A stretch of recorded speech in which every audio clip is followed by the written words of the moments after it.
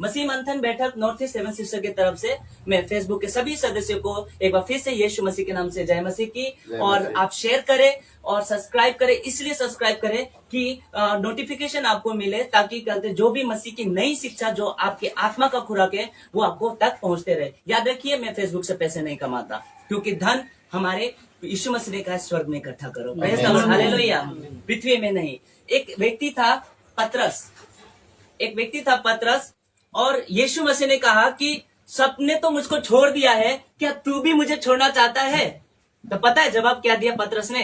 कोई बोलिए 8 आना का चॉकलेट खिलाऊंगा।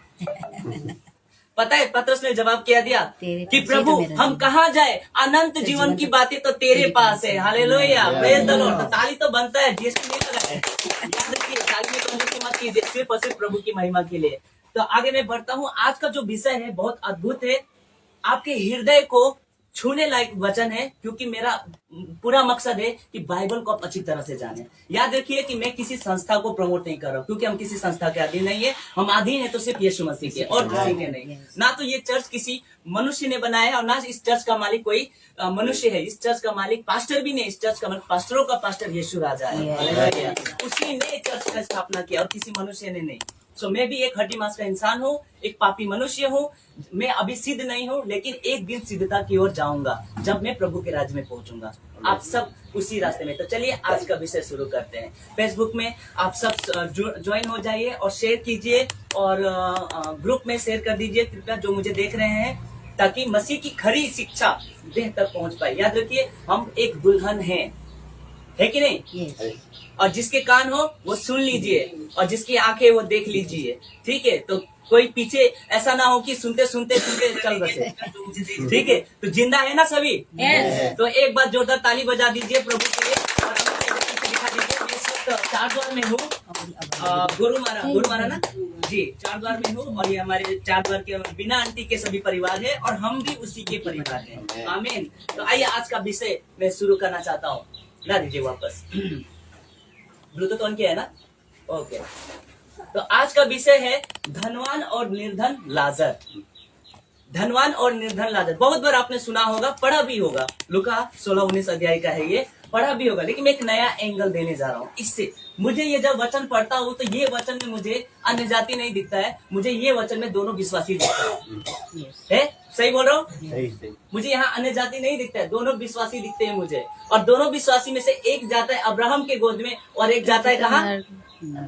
अधोलोक में। तो क्या हम कह सकते हैं कि हमने जितने भी बपतिस्मा लिए हम कंफर्म स्वर्ग जाएंगे? नहीं। कोई तो मैंने ऐसा भी सुना है कि कोई मर जाता है, प्रभु में मर जाता है, और उसका जीवन बहुत ही बेकार होता है, नशा में होता है, गाली में होता है, और कोई प्रभु का दास आके बोलते कि आज ये स्वर्ग पहुंच गए। कैसे हो सकता है? है कि नहीं? झूठ नहीं। हाँ, ऐसे बोल सकते कि इसका जीवन ही उसको तय कर सकता है, उसका जीवन ही उसको बता सकता है कि प्रभु, हम इतना जानता हूं कि इस वक्त वो प्रभु के राज्य में तो नहीं, लेकिन सो गया है, जो शरीर के अनुसार है, लेकिन उसका जीवन, शायद उसका विश्वास उसको प्रभु के राज्य में पहुंचा सकता है। ऐसा ही एक धोखा, बड़ा धोखा मिलने वाला है बहुत बड़े बड़े दासों को, या हम जैसे भी लोगों को, अगर हम प्रभु के वचन के अनुसार नहीं चले। फेसबुक में जितने भी सुन रहे हैं, प्लीज मुझे कमेंट कीजिएगा और शेयर कीजिएगा। अगर मैं गलत हूँ, अगर मेरा ये वीडियो से किसी को ठोकर लगता है, तो कृपया करके ये वीडियो ना देखे, क्योंकि मेरा ये मैसेज सिर्फ और सिर्फ विश्वासी के लिए है, अविश्वासी के लिए नहीं है। तो आइए मैं पढ़ता हूँ आगे। कैसा लग रहा है अब तक? सिर्फ आंखें यहाँ पे लगाइएगा, कोई भी क्या बोलते ध्यान यहाँ नहीं भटकाइएगा, क्योंकि वचन का बीज शैतान भी चुरा लेता है। 4 प्रकार का जमीन है। आइए आगे बढ़ते हैं। उससे पहले मैं आपको बता देना चाहता हूँ कि यीशु ने क्या रास्ता दिया था, यीशु की सलाह, उसी की जबानी। आइए आगे बढ़ने से पहले आइए देखते हैं कि यीशु की सलाह, एक साथ बोल दीजिए, यीशु की सलाह, यीशु की जुबानी। उसने सबसे पहले यीशु क्या चाहता है पहले ही कॉन्टेक्स्ट में लिख दिया है कि यीशु चाहता क्या है। तो आइए देखते हैं यीशु चाहता क्या है। 2 रास्ते हैं। क्या इसके लिए ताली बजा सकते हैं? ताली कैसे बजा सकते हैं? तो नरक है। दिमाग थोड़ा ध्यान दीजिएगा पूरा। मैं सबका दिमाग भी टेस्ट करते रहूंगा बीच बीच में। हाँ, ये रास्ते हैं। ये कौन सा रास्ता है? कोई बोल सकता है? हाँ, और मेरा मैसेज सिर्फ विश्वासी के लिए है। स्वर्ग कोई नहीं है, दोनों नरक का रास्ता है। मैंने अभी आगे रखूंगा स्वर्ग भी, इसे थोड़ा ध्यान से देखिएगा कि यहाँ पे लिखा है 1000 मीटर हेल। ध्यान दीजिएगा। तो विषय जो है यीशु की सलाह, यीशु की जबानी, यीशु क्या कहता है आइए देखते हैं। उससे पहले देखते हैं मत्ती 7:13। कोई अगर हिंदी बुलंद आवाज में पढ़ता है तो प्लीज ये पढ़ दीजिए, मैं पढ़ दूंगा। कोई है? हाँ। सफेद फाटक से हाँ। प्रवेश करो, यस। क्योंकि चौड़ा है हाँ। वो फाटक हाँ और सरल है वो मार्ग हाँ। जो विनाश को पहुंचाता है, हाँ और बहुत से जो है बहुत से जो हो उसे प्रसन्न करते हैं और ओके। प्रवेश करते हैं। प्रवेश करते हैं। बहुत बहुत धन्यवाद आपको, प्रभु आपको बहुत अच्छे से आशीष करे। देखिए सबसे पहले बाइबल पढ़ते वक्त में आपको एक एक शब्दों पे ध्यान देना होगा और संदर्भ को देखना होगा। तो आइए देखते हैं मत्ती 7:13। यीशु की जबानी क्या कहते हैं? यीशु सबसे पहले यीशु सलाह दे रहे हैं। यहाँ पे ये वचन पढ़ते वक्त में आपको सलाह नजर आ रहा है? सलाह, सजेशन आ रहा है ना? कहा? यहाँ देखिए ये है वचन सलाह। सफेद फाटक से प्रवेश करो, ये किसने कहा? यीशु ने कहा। किसको कहा? चेलों को कहा। ये याद रखिएगा। सफेद फाटक से प्रवेश करो, ये हिदायत है हमारे लिए कि हमको कठिन रास्ता ही तय करना होगा। लेकिन 90% लोग अरे बाप रे आपको प्रभु आशीष दे देगा, आपको धन और दौलत से पॉकेट में पैसे आ जाएंगे, ये आ जाएंगे, ये है शॉर्टकट रास्ता। और जब आप मरोगे ना तब बोलोगे हे प्रभु मैंने तेरे नाम से, हे प्रभु मैंने तेरे नाम से ये वो। बाद में इतना भयंकर धोखा मिलेगा कि प्रभु में विश्वासी होकर भी मैं ऐसा जगह कैसे पहुंच सकता हूँ।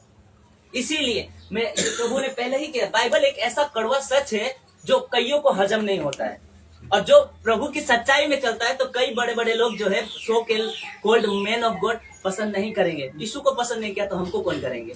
इसलिए मेरा बात सीधा खड़ा होता है, सफेद फाटक से प्रवेश करो क्योंकि चौड़ा है वो फाटक। 90% लोग शॉर्टकट चाहिए। अब एक उदाहरण देता हूँ शॉर्टकट।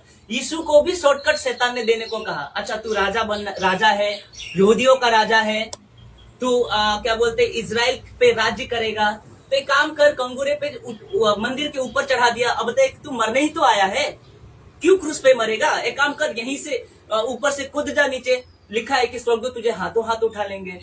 शॉर्टकट।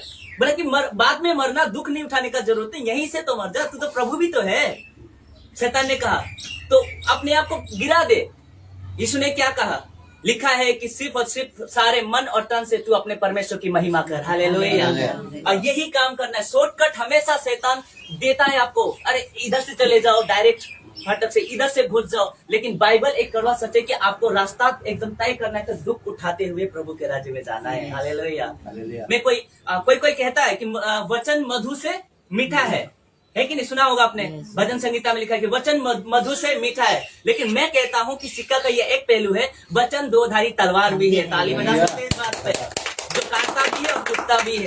तो दोनों रखना होगा। जब आप मधु से मीठा बोलते हो तो वचन दो धारी तलवार भी है, याद रखिएगा। तो मैं आता हूँ वापस। सफेद फाटक से प्रवेश करो क्योंकि चौड़ा है। ये चौड़ा मतलब बहुत शॉर्टकट है, आपको आराम से यहाँ पे, मतलब आप प्रभु में भी चल सकते हो, आप संसार में भी रह सकते हो। ऐसा वो मार्ग जो विनाश को पहुंचाता है। शॉर्टकट रास्ता हमेशा विनाश को पहुंचाते हैं। और ये वो, इस पे ध्यान दीजिए क्या लिखा है? 90% क्रिश्चियन इसमें प्रवेश करेंगे। धोखा। अपने आप को जांचना होगा। मेरा ये मैसेज है कि आप अपने आप को जांचो कि क्या उस लेवल पे आप हो कि नहीं हो। मसीहत, क्रिश्चियनिटी एक धर्म नहीं है, क्रिश्चियनिटी एक जीवन है और त्याग का, वैराग्य का जीवन है। इतना आसान नहीं है, लेकिन आपको चलना है। जब यीशु को नहीं छोड़ा, यीशु ने कहा कि मुझ हरे को नहीं छोड़ा तो तुम सूखे को क्या छोड़ेंगे? ये याद रखिएगा। यदि आपके साथ दुख उठा के चलते हैं, आगे बढ़ते हैं, इसके लिए ताली बजा दी। ये वो रास्ता है। मैंने आपको दो रास्ता दिखा दिया था, ये ध्यान से देखिएगा। ये रास्ता पक्का पूरा एकदम फैसिलिटी के साथ में है। आप नाम भी कमा सकते हो, फेम भी कमा सकते हो। आप प्रभु के राज्य में शैतान को सिर्फ अपना आत्मा दीजिए ना, वो आपको बड़ा पहुंचा देगा, एकदम चिन्ह चमत्कार सब करवा देगा। इसलिए चिन्ह के क्या होता है, चमत्कार के पीछे चमत्कार को नमस्कार कीजिए, यीशु के पीछे भागिए, चमत्कार अपने आप हो जाएगा। हालेलुया। इसके पीछे तो ये रास्ता देखिए पूरा पक्का है ना, पूरा फैसिलिटी दिया हुआ रास्ता है। ये देखिए, लेकिन कहाँ जा रहा है? नर्क जा रहा है। लेकिन ये रास्ता देखिए, क्या फैसिलिटी है? क्या प्रभु फैसिलिटी देने आया? नहीं।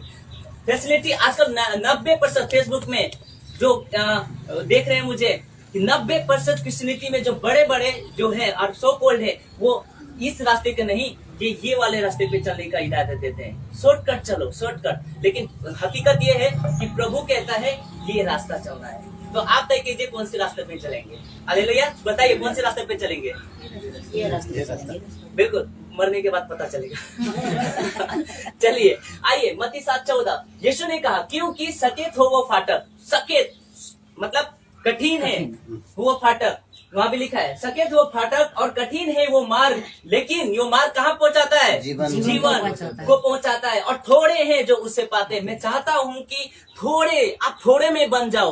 अरे इतने बड़े बड़े चमत्कार हो रहे, अरे इतने बड़े बड़े भीड़ पड़ा हुआ है, अरे वो फलाना के तो चर्च में इतने भीड़ है, तो क्या हुआ? लेकिन यहाँ लिखा है थोड़े हैं।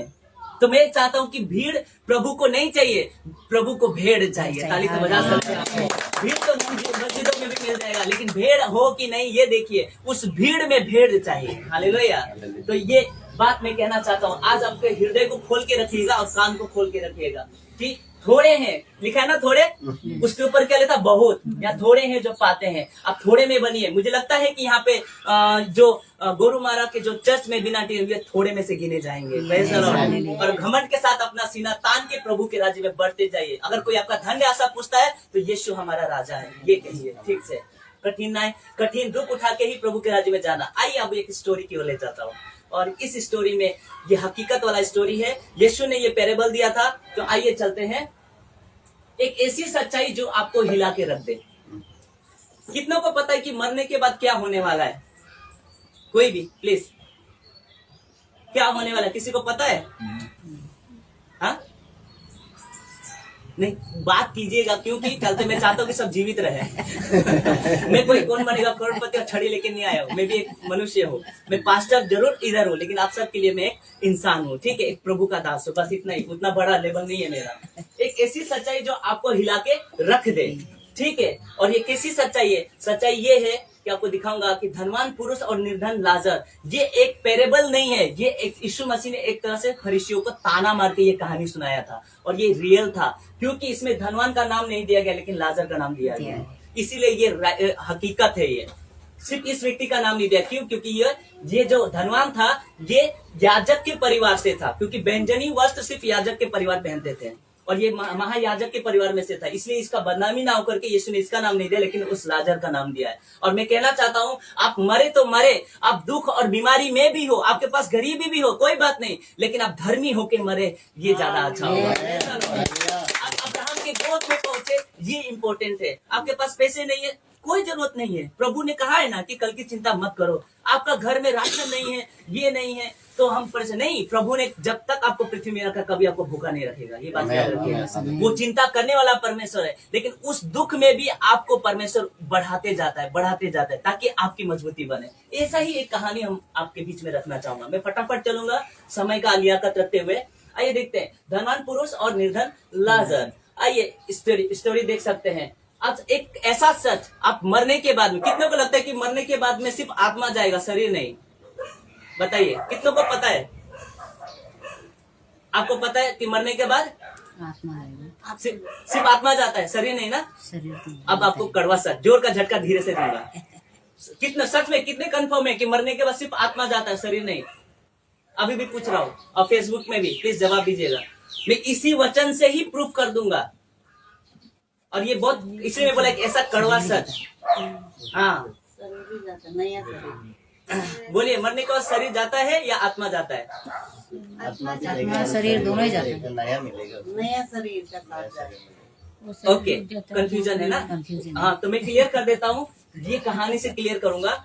आत्मा भी जाता है और शरीर भी जाता है। आइए कैसे, मैं बता देता हूँ। आपका सब कुछ वहां पे एक टू जेड रहेगा, क्योंकि आत्मा मरता नहीं है, आत्मा को दर्द नहीं होता है। तो नरक में किसको ऐसे ही रख देंगे आत्मा को? नहीं। नरक में तड़पने के लिए कुछ तो चाहिए, शरीर भी मिलेगा। और तुरंत यहाँ आपका आंख बंद हुआ, पलक झपकते ही आप यहाँ पहुंचेंगे अधोलोक में। कोई भूत वगैरह जैसा बन के नहीं भटकेंगे। ये बात कई क्रिश्चियनों को पता ही नहीं कि भूत होते ही नहीं है।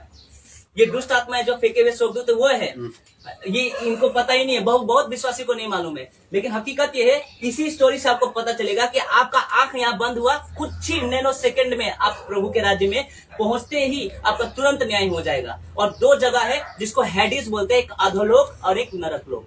ये जगह पे नरक खाली है, स्वर्ग भी खाली है, लेकिन एक जगह है जिसको बोलते हैं अधोलोक और एक को बोलते हैं पैराडाइज। हेडिस में दो जगह है, इसको देखेंगे। आइए देखते हैं। नरक एक ऐसी जगह है जहां आपको अनंत काल के लिए पीड़ा में पड़े रहना है। एकदम सही है।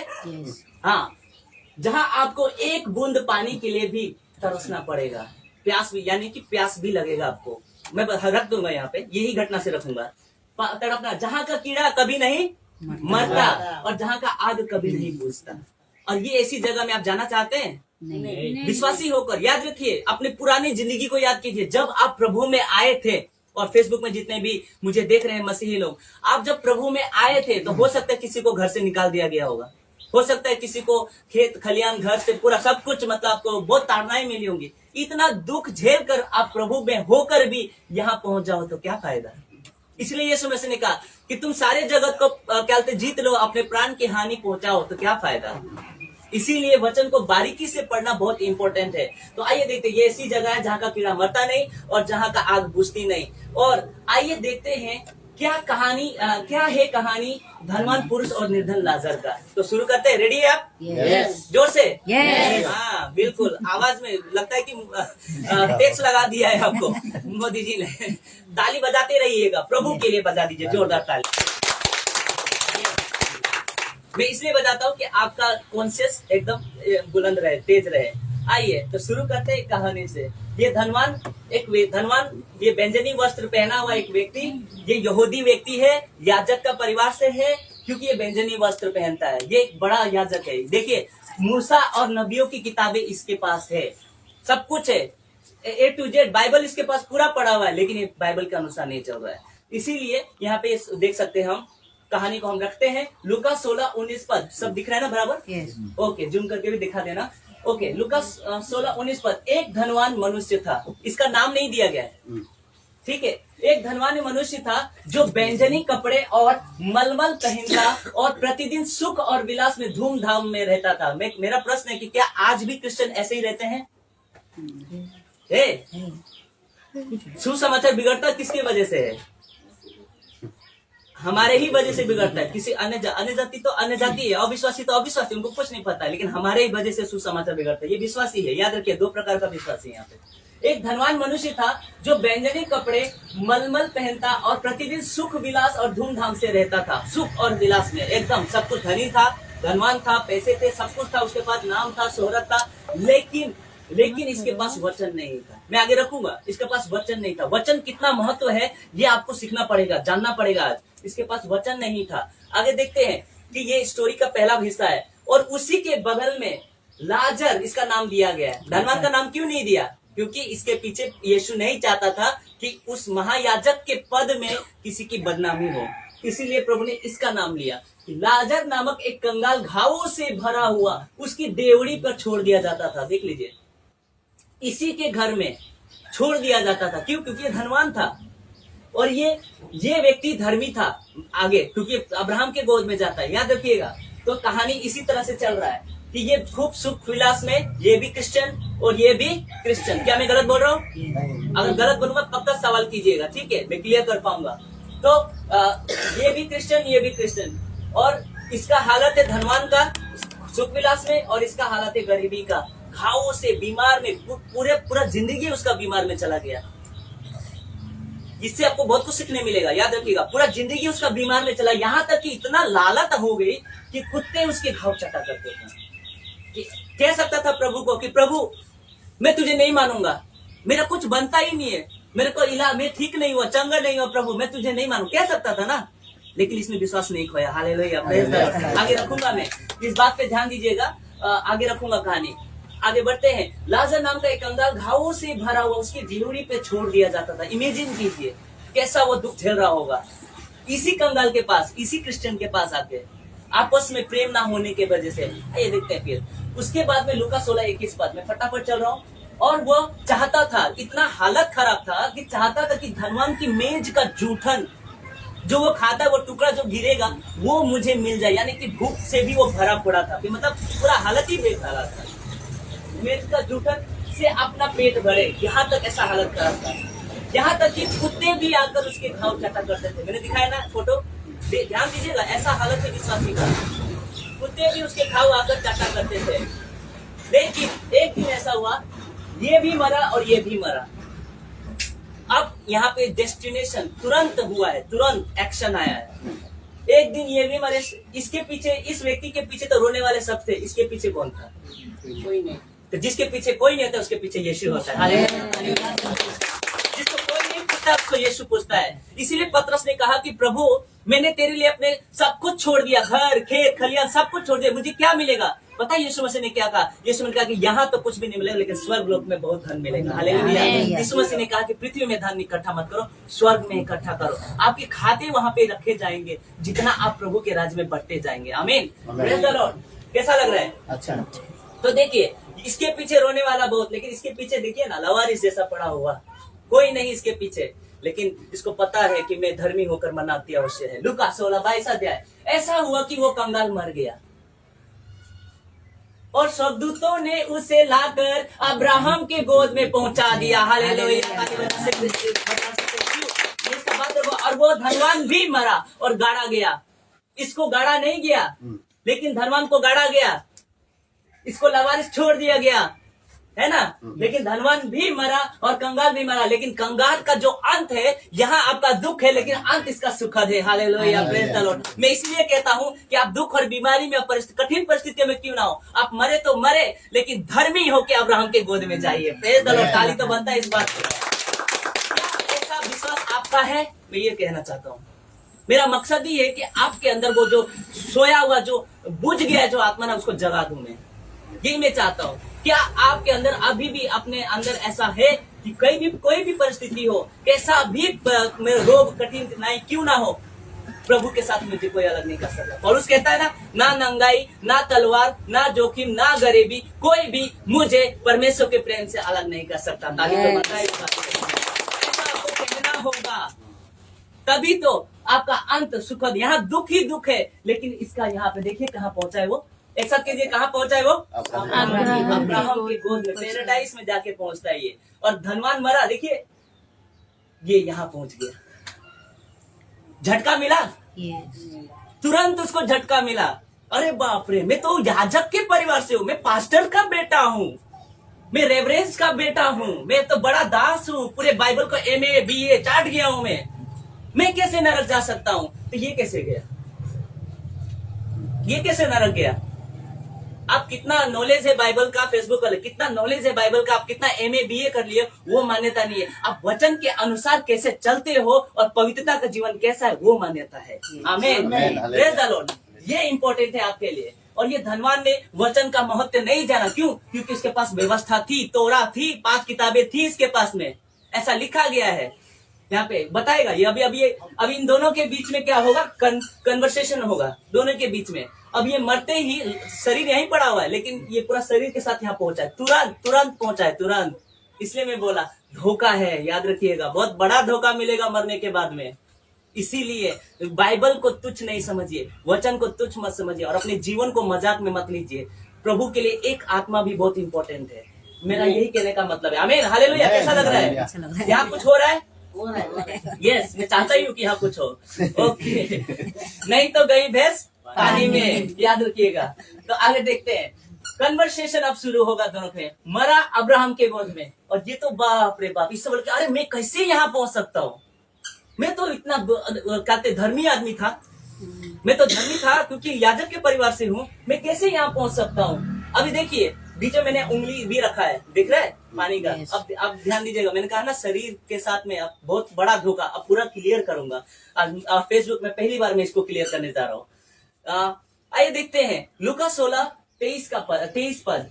लूका 16:23। और अधोलोक में उसने पीड़ा में पड़े हुए अपनी क्या उठाई? तो आंख कहाँ से आ गया नरक में? जब आत्मा जाएगा तो आंख कहाँ से आ गया? आया समझ में? एक एक वर्ड ध्यान दीजिएगा। और अधोलोक में उसने पीड़ा में पड़े हुए अपनी आंखें उठाई और दूर से अब्राहम की गोद में लाजर को देखा। यानी कि नरक में भी आंखें मिलेगी, शरीर पूरा का पूरा मिलेगा। क्या आप तक पता था आपको? जी पता होगा बहुतों को। तो आंखें आ गई। उसके बाद फिर देखिए आगे देखते हैं, फिर कन्वर्सेशन होता है इनके बीच में। लूका 16:24 पद। तब उसने पुकार कर कहा, यानी कि बोल भी सकता है और यानी कि वो पहचान भी सकता है कि वो लाजर है।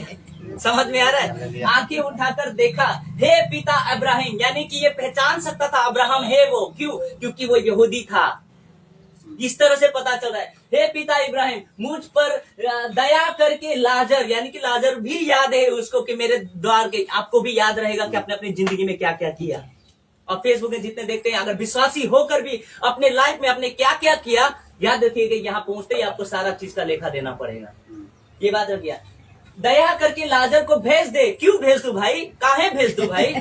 तो काहे, तो देखिए देखा, ताकि वो अपनी उंगली मैं बोला ना, शरीर भी है, उंगली का सिरा पानी में भिगो कर मेरे जीभ, यानी कि पूरा का पूरा बॉडी है उसके पास में, जीभ को ठंडी करे। यानी कि नरक में आपको भयंकर प्यास लगने वाला है।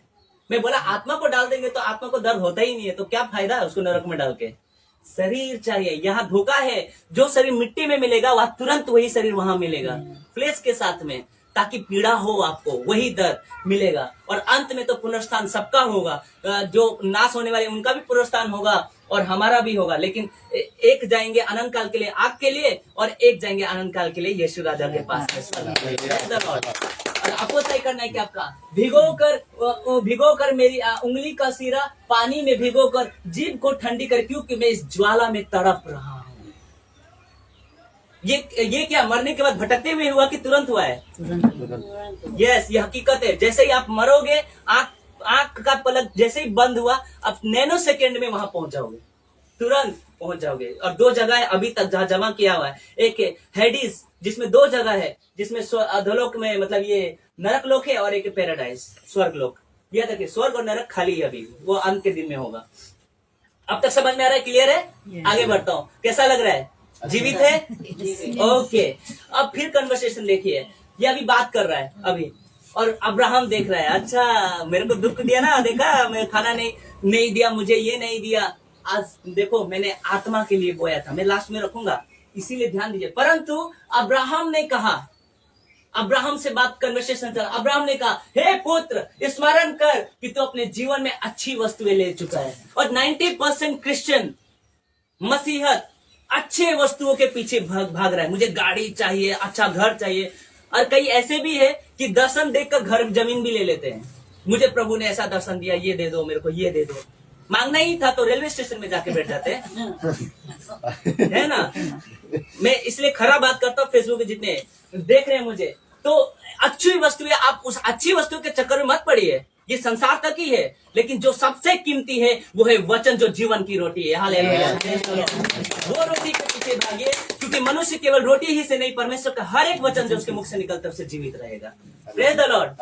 पहुंचिए वहां तक, जरूरी है। तो याद रख, हे पुत्र, स्मरण कर कि तू अपने जीवन में अच्छी वस्तुएं ले चुका है। और वैसे ही लाजर बुरी वस्तुएं, पूरी जिंदगी उसने बीमारी में रहा, कभी खाने तक का लाले पड़ गया, कुत्ते उसके घाव चाटते थे। परंतु अब देख, हकीकत में, परंतु अब देख, यहाँ शांति पा रहा है। ताली तो बनता है इस बात में। यहाँ शांति पा रहा है और तू तड़प रहा है। कैसा लग रहा है? ये देखिए, ये है कहानी। वहां शांति, यहाँ पे आप थोड़ा दुख झेल लीजिए। मैं भी रिक्वेस्ट करता हूँ, दुख झेल लीजिए। कोई आपको नहीं पूछता है ना, जाने दो। कोई आपको पीठ पीछे क्या क्या बोलता है, जाने दो। धर्म परिवर्तन होता है, जाने दो। यहाँ दुख झेल लो, लेकिन वहां तो ये दुख झेलेंगे और हम अनंत काल के लिए। यही आशा है, यही विश्वास है। और विश्वास सुनने से होता है। हमने प्रभु को नहीं देखा, लेकिन वचन से प्रभु को देख लिया है। Praise the Lord. आमीन। कैसा लग रहा है? इसीलिए आप इधर के बारे में मत सोचिए, वहां के बारे में सोचिए। इसीलिए हम मसीहत में आए हैं। मैं क्रिश्चियनिटी वर्ड नहीं ले रहा हूँ, लेकिन मसीहत में आए हैं। हम मसीह के चेले हैं, यीशु के चेले हैं। आइए आगे बढ़ते हैं। देख, तू तड़प रहा है और वो सुख झेल रहा है। अभी फिर कन्वर्सेशन हो रहा है ऊपर से। याद रखिए, बीच में भारी गड्ढा है, मैं समझाने के लिए रख रहा हूँ। आगे देखते हैं। लूका 16:26। इन सब बातों को छोड़, हमारे और तुम्हारे बीच एक ऐसा भारी गड्ढा ठहराया गया है, जो यहाँ से उस पार तुम्हारे पास जाना चाहे नहीं जा सकता। कोई मौका नहीं है, कोई अवसर नहीं है कि हाँ, और ना कोई वहां से इस पार हमारे पास आ सकता है। यानी कि आप चाह कर भी वहां जा नहीं सकते हो। अब प्रभु मैं नरक में आ गया, अब मैं माफी मांगता हूँ, आपके लहू से मैं अपने पाप को धोता हूँ। नहीं, यही जब तक जीवित हो। ये कहने का मतलब, ये घटना आपको बहुत कुछ सिखा जाएगा, याद रखिएगा। तो ना जा सके और ना यहाँ से कोई आ सके। फटाफट चलता हूँ। अब देखिए, मैंने बोला शरीर है, जीभ है, आंखें हैं, प्यास भी लगेगा आप और तड़पेंगे भी। अब यहाँ पे जो फोटो देखिए, कोई बोल सकता है ये मैं क्या बताना चाह रहा हूँ? ये धनवान का पास भाई का भाई। यस यस, बिल्कुल सही, बिल्कुल सही। अब इसको याददाश्त भी है। नरक में आपको पूरा याददाश्त रहेगा, आप पूरा का पूरा फ्रेश नया होके नहीं जाएंगे, सारा का सारा फ्रेश आपका जो दिमाग में जितने भी आपने बचपन से लेके अब तक के क्या है सब याद रहेंगे। और यहाँ पे आप भीख मांगेंगे। आइए देखते हैं कैसे। लूका 16:27-28 उसने कहा, तो हे पिता, मैं तुझसे विनती करता हूँ, रिक्वेस्ट करता हूँ। मैं तो जान गया यहाँ बहुत तड़प है, रिक्वेस्ट करता हूँ प्रभु जी, मैं जान गया कि मैं तुझसे विनती करता हूँ कि तू उसे मेरे पास मेरे पिता के घर भेज दे। अब लाजर को रेस्पेक्ट मिल रहा है, क्या फायदा, देर हो गया। अभी बोल रहे लाजर को भेज दे कि वो बताए। क्यों बताए भैया? अब यहाँ पे देखिए वचन बहुत महत्व है, ध्यान दीजिएगा कि कहता हूँ कि तू उसे मेरे पिता के घर भेज दे। किसे? उसे कौन है यहाँ पे कॉन्टेक्स्ट में? कौन है? लाजर है। लाजर को कह रहा है पिता को घर में भेज दे, क्योंकि मेरे 5 भाई है। यानी कि उसको याददाश्त भी है, मरने के बाद याददाश्त भी रहेगा। मेरे 5 भाई है, वह उनके सामने इन बातों की गवाही दे। जब तू पृथ्वी में था तब तो यीशु की गवाही नहीं दिया, अब ये इसको लाजर को भेज के गवाही देंगे?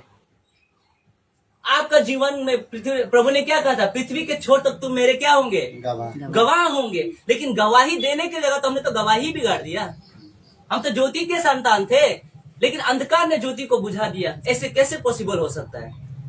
या देखिए, जब हम ज्योति के संतान हैं तो जिस नगर और जिस गांव में पांव रखेंगे वहां ज्योति आएगा ही आएगा। हालेलुया। Praise the Lord। और ऐसे ही हमको बढ़ते जाना है और ज्योति को लेके चलते जाना है। कहता है कि गवाही दे। जब तू जवान जिंदा था, तू याजक के परिवार से था, बेंजानी यहूदियों में से था, तूने तो गवाही दी नहीं। अब लाजर को बोल रहा है जाके गवाही दे। अब क्या सुनेंगे? अब देखिए रिक्वेस्ट कर रहा है, ऐसा ना हो कि वो भी इस पीड़ा की जगह में आ जाए। इसको नरक का पीड़ा समझ में आ गया, पूरा के पूरा समझ में आ गया कि मैं कैसा खतरा। अब ये चाहता है, अब यहाँ पे प्रेम आ रहा है इसको कि मेरे भाई इस जगह में न आए। उसको पता था कि मेरे भाई भी दुष्ट है, तभी तो ये रिक्वेस्ट कर रहा है। Yes. इसके भाई भी दुष्ट है, इसके भाई भी वचन पे नहीं चल रहे। इसको पता है मैं तो बिगड़ा, अब तुमको भी लेके बिगाड़ दिए। बोलते हैं ना संसारिक कहावत है, हम तो डूबेंगे लेकिन तुमको भी ले डूबेंगे सनम। समझ में आया? Yes. तो ये ऐसे लोग हैं। कुछ लोग ऐसे हैं, यीशु मसीह ने ताना मारा था मत्ती 23 में और कहा था कि हे कपटी और शास्त्री फरीसियों, तुम पर हाय, तुम औरों के लिए स्वर्ग का दरवाजा, ना तो खुद औरों के लिए स्वर्ग का दरवाजा बंद कर देते हो, ना खुद स्वर्ग जाते हो और ना दूसरों को जाने देते हो। ऐसे भी मसीह लोग ना खुद जाएंगे ना दूसरों को जाने देंगे। इसलिए अंधाधुंध किसी का पीछा मत कीजिए, सिर्फ यीशु का पीछा कीजिए, वो जीवन तक पहुंचा देगा। किसी मनुष्य का पीछा मत कीजिए। चेक कीजिए, मुझे भी चेक कीजिए कि मैं प्रभु के अनुसार सही में बोल रहा हूँ कि नहीं बोल रहा हूँ। ऐसे अंधाधुंध पीछे मत होकिए। आगे चलते हैं। और उसके बाद गवाही दे, और नहीं तो ऐसा ना हो कि ऐसी जगह पे आ जाए। कैसा लग रहा है? अच्छा। अब देखते हैं, अब ऊपर देखिए ध्यान से कि अब मैं बोला कि वचन का महत्व। अब जो जवाब अब्राहम इसको देता है, अब्राहम इसको देता है, वो क्या देता है? देखिए क्या देता है। नहीं, ऐसा नहीं हो सकता।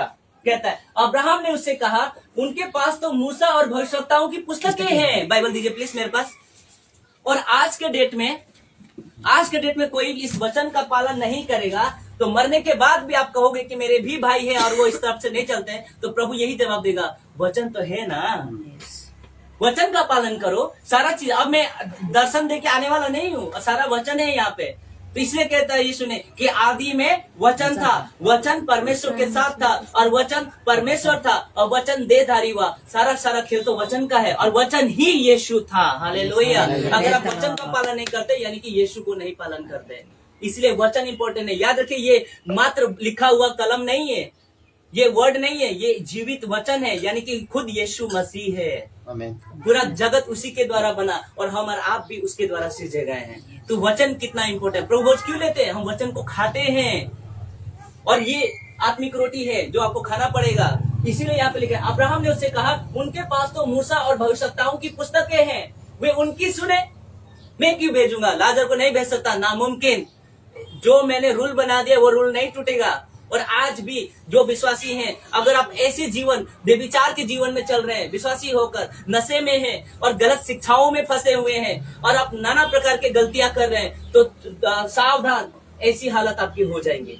जब तक जिंदा है अभी पश्चाताप कीजिए और अपने जीवन को सही रास्ते में लेके चलिए, क्योंकि मेरा मकसद ये है कि वापस आप ठीक हो जाइए, खड़ा हो जाइए। नरक जाके फायदा नहीं है, आप बहुत पीड़ा में पड़ेंगे, धोखा मिलेगा वहां पे। इसीलिए लिखा है कि वे उनकी सुने। उसने कहा नहीं। अब देखिए बहस कर रहा है, मरने के बाद भी इसका अकड़ गया नहीं।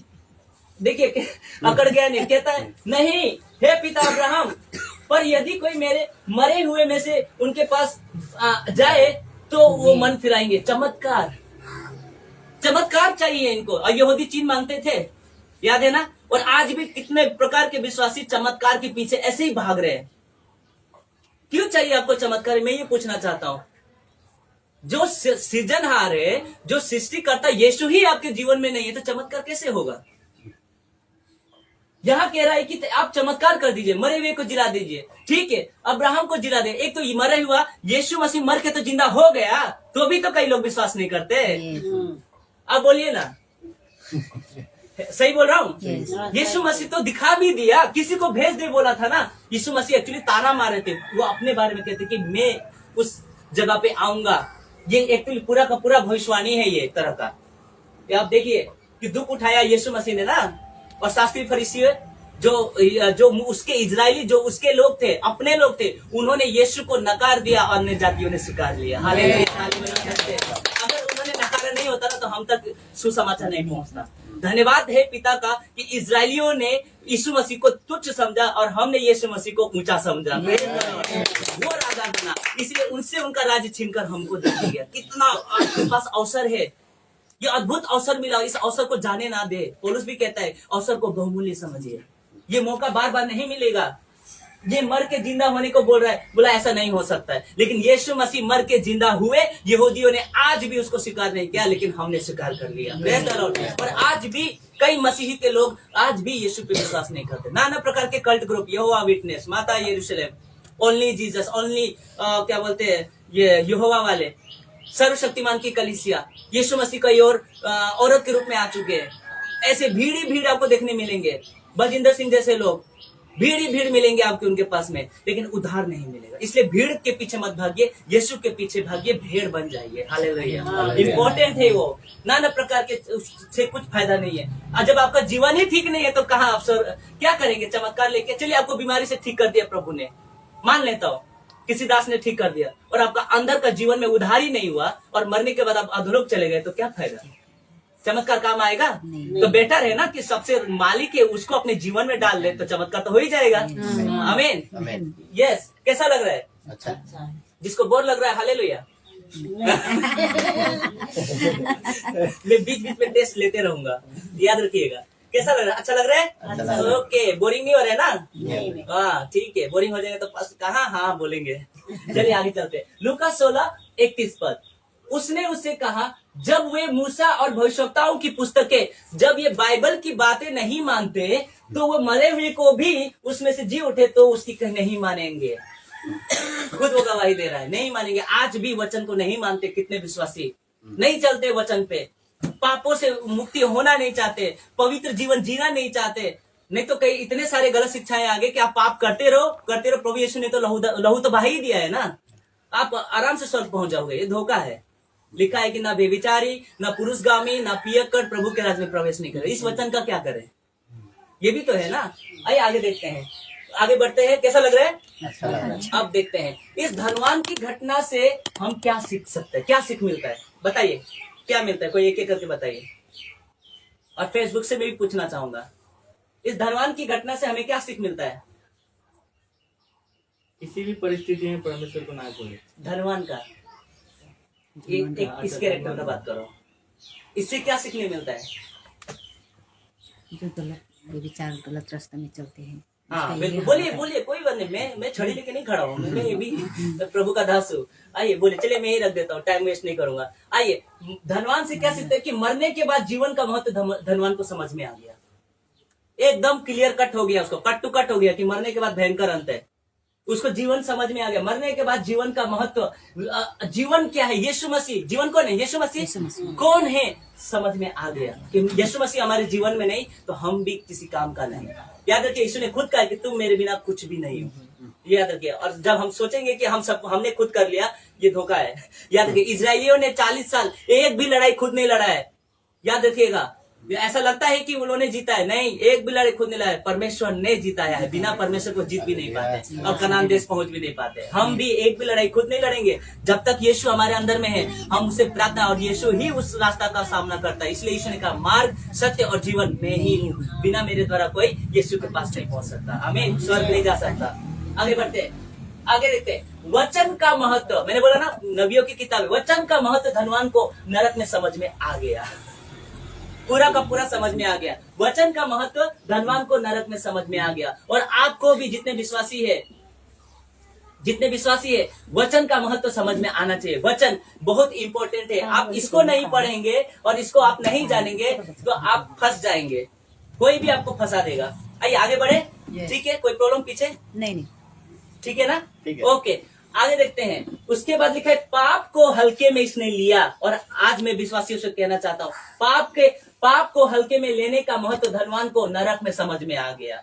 कभी भी पाप को हल्का मत लीजिए, चाहे झूठ हो, चाहे कुछ भी हो, चाहे व्यभिचार हो, चाहे कुछ भी हो, जवान हो, यूथ जितने भी हैं यहाँ पे मौजूद, प्लीज हल्के में मत लीजिएगा। संसार हमारा है नहीं, हम संसार के हैं नहीं, तो हम सिर्फ संसार में जी रहे हैं, लेकिन पवित्र धर्मी होने के लिए जी रहे हैं, ताकि औरों को बचा सके। एक मकसद के लिए रखा गया है, लेकिन संसार में होकर संसारिक नहीं बनना है। आगे रखता हूं मैं, यहाँ देखिए। उसके बाद देखिए, नरक में किसी भी प्रकार का सिफारिश, घूस नहीं चलता, दूसरा कोई मौका नहीं है। ये बात धनवान को समझ है, क्योंकि उसने मौका मांगा था, कहा था, सिफारिश किया था कि अब्राहम भेज दे, लाजर को भेज दे, लेकिन मौका नहीं है। ये बात याद रखिए, यह हकीकत है। यीशु यही समझा, नरक में फिर दोबारा मौका नहीं है। आगे चलता हूं मैं। अब इस व्यक्ति से क्या सीख सकते हैं? इस कहानी में लाजर से क्या सीख सकते हैं? मैं ही रख देता हूँ। ठीक है, मैं ही रख देता हूँ। याद रखिएगा, दुख और कष्टों में भी परमेश्वर का वचन का पालन किया। ताली बजा सकते हैं। आपको भी दुख और कष्टों में भी परमेश्वर का वचन का पालन करना और धर्मी बने रहना। इसने कभी भी परमेश्वर को बुड़बुड़ाया नहीं, कुड़कुड़ाया नहीं। आज तो कई लोग, कुछ काम नहीं बनता है, कोई किसी का नौकरी नहीं हो जाता है और किसी का कुछ भी चीज नहीं बनता है तो तुरंत परमेश्वर को दोषी है। परमेश्वर मेरा नहीं सुनता है। परमेश्वर नहीं चाहता तो कैसे सुनेगा? एक बात बताता हूँ, मेरा बेटी है ये, ठीक है, मैं बाप हूँ, मेरा बेटी मांगेगी AK-47, क्या मैं लाके दे दूंगा? नहीं, क्योंकि मेरी इच्छा में नहीं है। हाँ, मेरा बेटी मुझको बोलेगी कि पापा लड्डू ला दो, लाके दे सकता हूँ, क्योंकि मेरी इच्छा में। लेकिन वो एकदम ओरिजिनल बंदूक मांगेगी, मैं नहीं सकूंगा देने। ऊंट मांग लेगा, हाथी मांग लेगा, मेरा औकात से बाहर है। तो ये पिता को याद रखिए, जो चीज चाहिए, क्योंकि कष्टों में भी और वचन का पालन करते हुए आपको हर परिस्थिति में धर्मी होकर जीना है और अब्राहम के गोद में जाना है। हालेलुया, आमीन। आगे बढ़ता हूँ। संसार में रहकर भी संसारिक नहीं बना। कई विश्वासी, कई क्रिश्चियन संसार में होकर संसारिक बन गए, और जब सुसमाचार देने जाते हैं तो कहते हैं कि क्या बात करते हो, वो भी भाग के शादी करते हैं, हम भी भाग के शादी करते हैं, है ना? वो भी शराब पीते हैं, हम भी शराब पीते हैं। और हिंदी फिल्मों में तो आपको पता है, डेविड, पीटर, पिकेटर, ये सब ऐसे ही हो जाते हैं। नाम भी ऐसे ऐसे रख देते हैं। पीटर इतना अच्छा नाम है, लेकिन वो पीटर जो जिस व्यक्ति का नाम है वो पिकेटर हो जाता है। समझ में आया? थोमा, डैनियल, ऐसे ऐसे नाम रख दिए जाते हैं, लेकिन काम ऐसा होता ही नहीं। ये बात है कहीं, क्योंकि पेड़ की पहचान उसके फल से होती है। जैसा बीज आप बोएंगे वैसा फल निकलेगा। बीज अच्छा बोइए, ये इंपॉर्टेंट है अपने बच्चों के लिए। आगे बढ़ता हूँ। संसार में होकर भी संसारिक नहीं बना, और हमें भी नहीं बनना चाहिए। संसार में दुख उठाया, परंतु स्वर्ग लोक में आनंद के साथ अनंत जीवन का भागी हो गया। हालेलुया। ये चाहिए, हमारा ऐसा जीवन चाहिए। इसीलिए तिमोथी में लिखा हुआ है कि दुख उठाकर ही परमेश्वर के राज्य में प्रवेश करना उत्तम है। आमीन। सुख और विलास का धोखे में मत पड़िए। आइए देखते हैं गलातियों 6:7, ये लास्ट वचन है, सेकेंड लास्ट वचन है। गलातियों 6:7, धोखा ना खाओ। पौलुस कहता है, धोखा ना खाओ, परमेश्वर ठट्टों में नहीं उड़ाया जाता। याद रखिए, जहां आप मजाक बना दिया परमेश्वर का, तो परमेश्वर भी आपका मजाक वहां पर, मैं तुझे नहीं जानता, हे कुकर्म करने वाले, मैं तुझे नहीं जानता। ऐसा होगा, धोखा मिलेगा।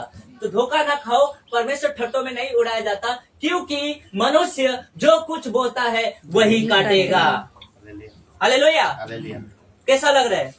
अब देखिए कैसे काटेगा, तो किस तरह का काटेगा। जो विश्वासी, जो क्रिश्चियन, जो मसीह, जो अपने आप को यीशु के अनुयायी कहते हैं, वो लोग को देखिए ये वचन गलातियों 6:8, क्योंकि जो अपने शरीर के लिए बोता है वो शरीर के द्वारा क्या काटेगा, विनाश की कटनी काटेगा। 90% क्रिश्चियन शरीर के लिए चाहिए, गाड़ी शरीर के लिए, घर शरीर के लिए, खाना शरीर के लिए, अच्छे कपड़े शरीर के लिए, नाम और सेन और बाल भी तो एयरटेल, वोडाफोन, टावर शरीर के लिए। मैं देखता हूँ कई तो बड़े बड़े दास चोटी बांध के रखते हैं, उनको ये तक नहीं पता है कि वो चोटी किसको दर्शाता है, इल्यूमिनेटिस का साइन है वो।